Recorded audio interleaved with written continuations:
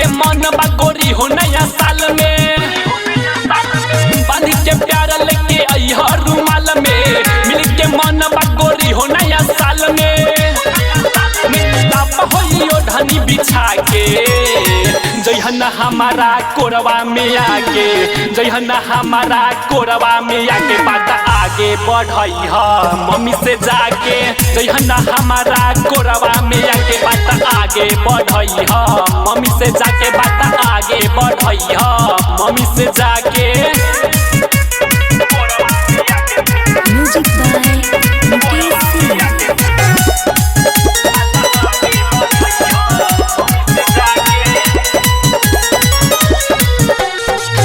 कली कचनार बारू करी नादानी हो मान चुकल हई हम तोहरा के अपना मन के रानी हो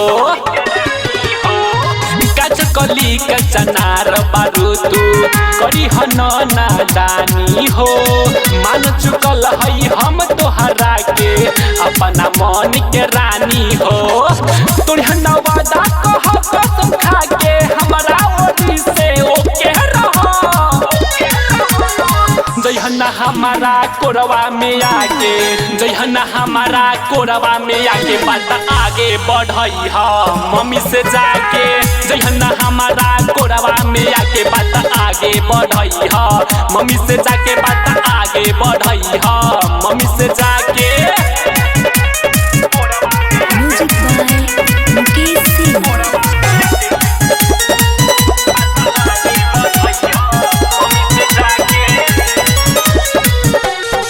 नया साल के नया जोड़ी होई अपन हिट हो सरसों जस फुलाइल चेहरा लगता पूरा फिट हो नया साल के नया जोड़ी होई अपन हिट हो सरसों जस फुलाइल चेहरा लगता पूरा फिट हो धीरे धीरे जई है दुल्हनिया बना के दूसरा केहू देखते रही जइहन हमारा कोरवा में आके जइहन हमारा कोरवा में आके बात आगे बढ़इहा मम्मी से जाके जइहन हमारा कोरवा में आके बात आगे बढ़इहा मम्मी से जाके बात आगे बढ़इहा